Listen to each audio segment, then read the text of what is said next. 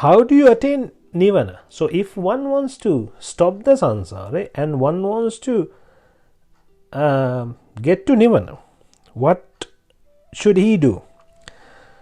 There is something called the Nava Lokottara Sri Saddharme. Nava Lokottara Sri Saddharme. It is Lokottara, so it's transcendental. Sri Saddharme. Saddharme is Dharma and is Sat. It's a good one. Nava. Again there is 9. So what are these 9? It's explained in the same sutra in the Khuddaka Nikaya. Samatha Vipassana, Alobha Adosa Amoha, Asubha Sanya, Dukkha Sanya, Anicca Sanya, Anatta Sanya. So we have 9 here. So we were doing 9 before. If anyone who was going in the samsara, who was traveling in the samsara cycle, was doing 9, but now there are 9 that one can do to eliminate this. The 9 are Samatha, Vipassana, Alobha, Adosha, Amoha, Asubha Sanya, Dukkha Sanya, Anicca Sanya and Anatta Sanya. So that is, those 9 are the opposite of the ones that we were talking about before. So those are the 9 that we need to do now. So Adi in a way is seeing the previous 9 and getting rid of the previous 9, right? So one creates a world and suffering, and the other one help to get out of the world and the suffering. Then moving on to the next important topic is Sankhata and Sankhara. This is also very important. Now I'll be using the Sankhara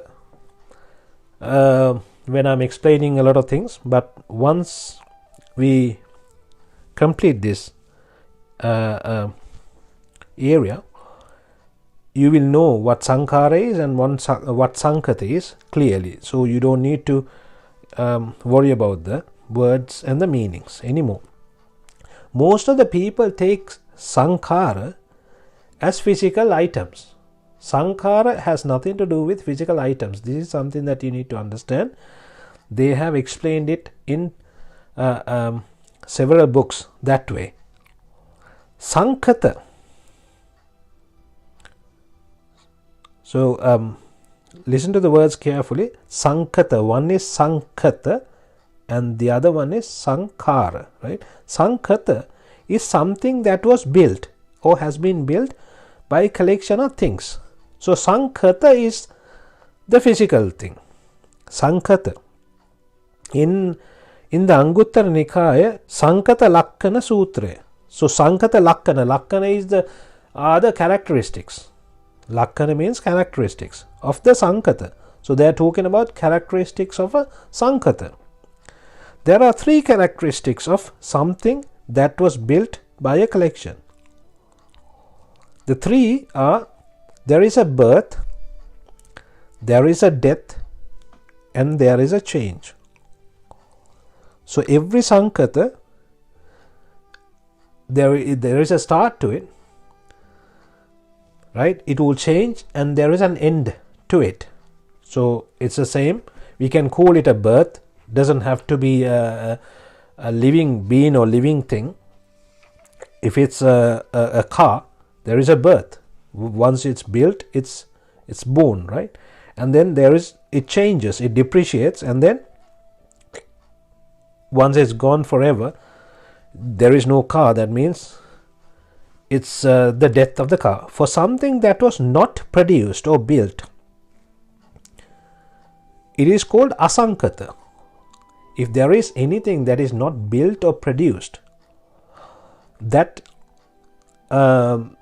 doesn't have a birth, that doesn't have a death, and that doesn't change, and that is called asankhata. So sankhata and asankhata. Asankhata is the opposite of sankhata, and the only asankhata thing is Nibbhana. Nibbhana is asankhata. So there is no birth to Nibbhana. There is no death. That's why they say amara, mara. When someone dies, you die. there is no death means amara, amaraniyam, right? And then it doesn't change. It's tata.